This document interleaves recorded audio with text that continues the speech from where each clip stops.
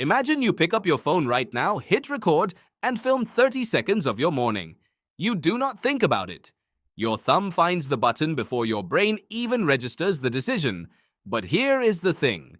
That urge, that need to capture a moment, to freeze what is happening and show it to someone who was not there. That is not a modern instinct. That is ancient. And the real answer to where it came from is far stranger than you think. Go back 40,000 years. Not to a city, not to a village, to a cave in southern France, in a region called the Ardèche. The air inside is cold and smells of stone and animal fat. Your ancestor crouches in the dark, holding a burning torch in one hand and a chunk of red ochre in the other. And they draw. Not randomly, deliberately. They draw horses with their legs in mid-gallop, lions with their ears flat back, focused on something out of frame, rhinoceroses charging towards something you cannot see, and then, and this is where it gets strange, they do something nobody expected. They draw the same animal multiple times in slightly different positions, overlapping, as if frozen mid-movement, as if they are trying to make the image move. This is the Chauvet Cave. Discovered in 1994 by three spelunkers, Jean-Marie Chauvet, Eliette Brunel, and Christian Hilaire. Its paintings have been dated to roughly 36,000 years ago, making them among the oldest known art on Earth. And when filmmaker Werner Herzog documented the site, he noticed something that changed how researchers understood these images. When you move a torch past certain panel sequences in Chauvet, the animal figures appear to animate. The flickering firelight, combined with the deliberately layered drawings, creates the illusion of motion. Your ancestor did not just paint. They built a projection system, a frame-by-frame sequence of images designed to simulate movement in firelight. A film without a camera. Think about what that means. Your brain is wired to perceive motion. Cognitive neuroscientist Carl Friston has shown that the brain is not a passive receiver of information. It is a prediction machine, constantly generating expectations and updating them based on incoming data. When you see a sequence of images in rapid succession, your brain does not process them as separate frames. It fills in the gaps. It assumes motion. This is called the phi phenomenon, first described by Gestalt psychologist Max Wertheimer in 1912. You do not see frames, you see movement, and your ancestor 36,000 years ago knew this. Not in those words, but in practice, instinctively.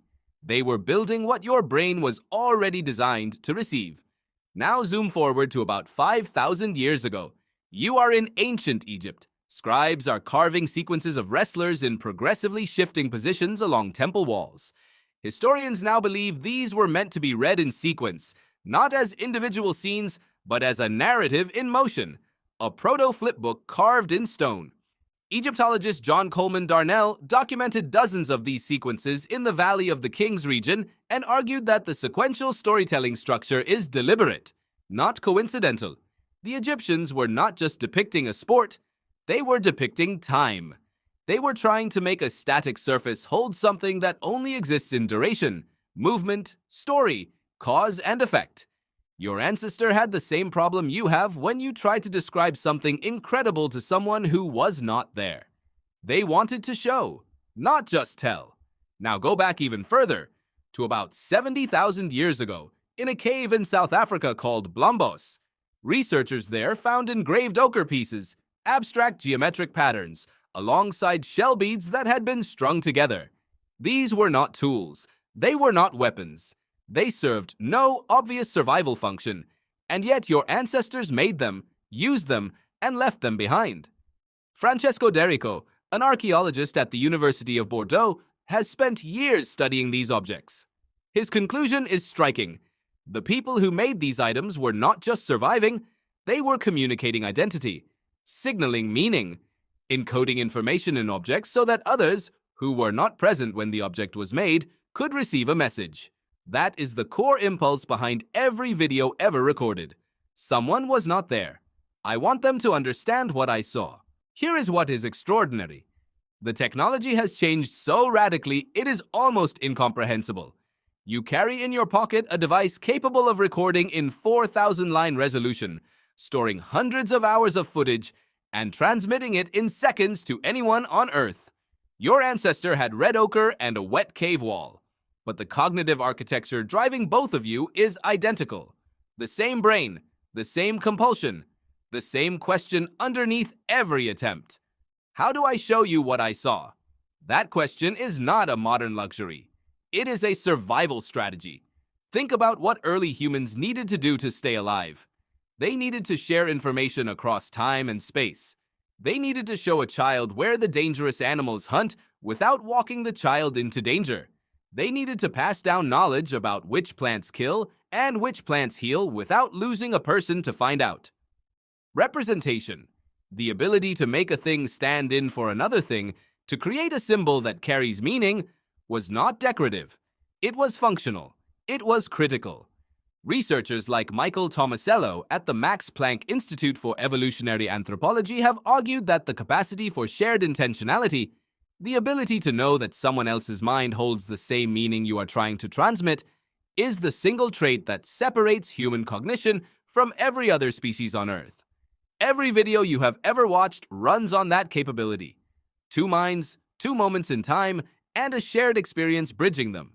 Your ancient ancestor would not have been confused by your phone. They would have recognized it immediately. It does what they always did. It captures, it stores, it transmits. The medium is unrecognizable. The impulse is not. Now here is the part that should make your skin go cold. If ancient humans had access to a camera, a real one, what would they have filmed? Not what you might expect. Not rituals, not festivals, not kings or ceremonies. Evolutionary psychologist Robin Dunbar has documented what humans consistently choose to share when given a medium for the first time. They share the personal, the intimate, the ordinary made precious by the fact that someone cared enough to capture it. Social grooming, laughter, a child doing something unexpected, a face. The first photographs in history were not landscapes. They were portraits. The first home video cameras produced footage of children, pets, backyards, birthday cakes. The first thing uploaded to YouTube in 2005 was a shaky 18-second clip of a man standing in front of some elephants at a zoo. Your ancient ancestor would have filmed their friends, their family, a mammoth they could not believe they saw, a fire that looked strange, a face they loved and did not want to forget. They would have filmed exactly what you film. And here is what that tells you. When you hold up your phone to catch a sunset, or record a child's laugh, or aim your lens at something that moves you in a way you cannot put into words, you are not doing something new. You are completing something ancient. You are the latest iteration of an impulse that survived every ice age, every extinction, every collapse of civilization. The need to show, the need to say, I was here, I saw this, I want you to see it too. The cave wall is still there. The camera has just gotten smaller.